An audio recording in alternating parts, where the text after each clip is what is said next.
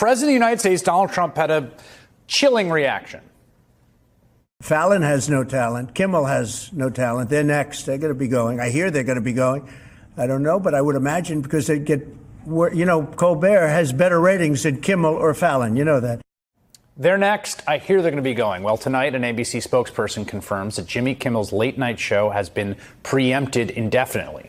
Now, it comes just hours after a large set of ABC affiliates announced they would refuse to air Kimmel's show. They say because of comments the late night host made on Monday night relating to the motives of the man that shot and killed Charlie Kirk, wrongly suggesting the killer was part of the MAGA movement. He was not.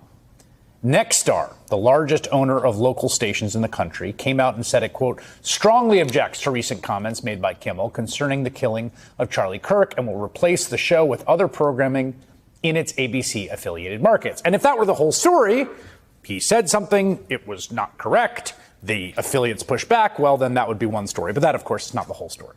OK, because crucially, just hours before that statement, Trump's handpicked FCC chairman went on a podcast and suggested ABC's broadcast license or affiliates could be at risk if they did not suspend or fire Kimmel, essentially issuing an order saying, and I quote him here, "We can do this the easy way or the hard way." Well, hours later, ABC made the announcement Kimmel would indeed be taken off the air indefinitely. And this is just the latest chapter in Donald Trump's ongoing campaign to crack down on free speech, dominate the media, and essentially render the First Amendment meaningless. An extreme campaign that has been on overdrive the past week. I mean, just yesterday, you had the Deputy Attorney General of these United States, the number 2 of the Department of Justice and the former criminal lawyer for the president, suggesting using criminal anti-racketeering laws, the kind of things used for mobsters, RICO statutes, to go after and prosecute protesters who heckled Donald Trump at a restaurant, who yelled at him. We're also getting new reports today. The White House plans to target a variety of left-leaning groups and nonprofits in the coming weeks, all part of a larger and more dangerous effort underway. And it follows a playbook we have seen successfully run in recent years by authoritarian strongmen in places like Hungary and Turkey and Russia. Because in those places, they didn't just criminalize speech they didn't like, though some of them did some of that. Crucially, they made it virtually impossible to see and hear examples of that speech by taking de facto control of the media landscape. In Hungary, for example, the country's oldest newspaper was suddenly shuttered after being bought by a businessman with links to far-right President Viktor Orban. According to Reporters Without Borders, Orban has used media buyouts by government-connected oligarchs to build a true media empire subject to his party's orders. The group estimates such buyouts have given Orban's party control of some 80% of Hungary's media market resources. It is a similar situation in Turkey, where, according to Reuters, the biggest media brands are controlled by companies and people close to longtime leader Recep Erdogan and his AK party, following a series of acquisitions starting in 2008. Then, of course, there's Russia, where oligarchs friendly to President Vladimir Putin control much of the media. Wartime restrictions have shut down the rest. In each of these 3 countries, they didn't just arrest protesters or dissident journalists or show up knocking on the door of magazines.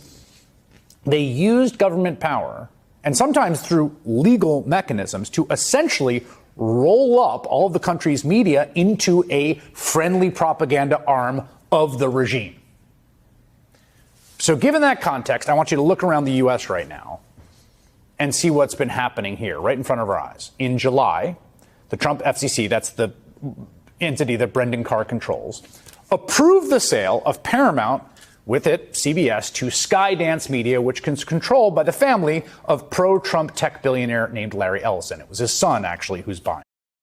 Don't put this salt under your tongue unless you're ready to stay rock hard all night and make your wife gush like a waterfall. Last night, my husband left me exhausted after 2 full hours in bed, all thanks to this trick. Did you know your bat isn't getting hard because your arteries are clogged with toxins that block blood flow? That's when a doctor taught me a valuable lesson. Mixing salts with 2 simple kitchen ingredients clears out the clogged up veins in your manhood. It only takes 30 seconds and that's it. So much blood in your hammer that'll be hard for any woman not to be impressed. And it's so easy to do. Also, of course, no side effects because it's 100% natural. No pills or procedures that only bring embarrassment. This trick is real. Regular Americans over 40 are using it to harden their members in minutes and last multiple rounds without the hammer going soft. It went viral online, with women complaining it works even too well. And since it's such a discreet trick, their husbands are doing it without them even knowing. I'll show you how it works in a spicy, uncensored video. Just click learn more now. Forget the fake recipes in the video. I'll show the only real protocol that actually works for you to do at home today. It's so effective, your woman will feel the difference on the very first day. But a warning, I'm only airing this today just for the smartest one, so click the button below and check it out. Your woman will thank me now. You'll finally discover. Now, that approval only came after Paramount paid Trump $16 million to settle the president's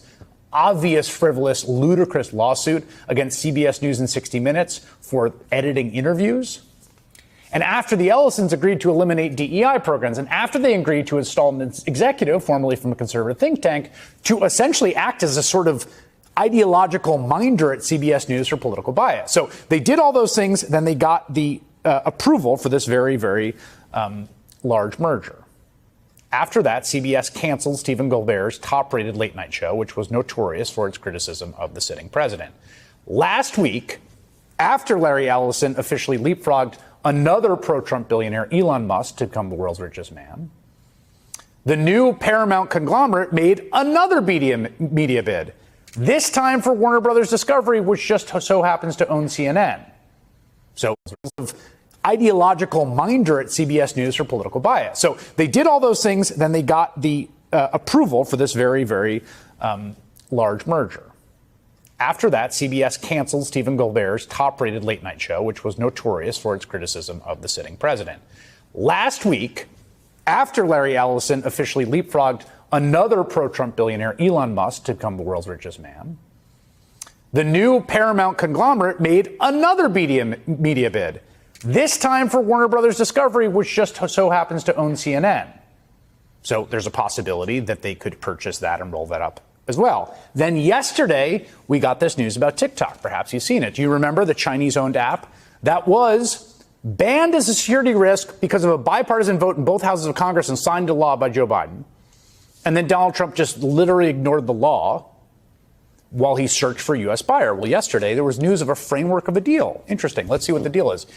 Gives Americans an 80% stake in TikTok. Which Americans? Well, you'll never guess. Yes, Larry Ellison is one of them, along with far-right venture capitalist, Trump donor, Doge consultant, MAGA backer, Mark Andreessen. As Talking Points memo noted, if all those deals all go through, that would mean the Murdoch family controlling Fox News, the Journal, New York Post, its other properties, Twitter, TikTok, CBS, CNN, and more owned by Elon Musk, and the Ellison family, the Washington Post owned by Jeff Bezos. The Trump administration is threatening to bring the government down on free speech and use it against dissent. It is also facilitating the sale of some of our biggest private media outlets to Trump allies and is a very obvious attempt to consolidate power over free expression.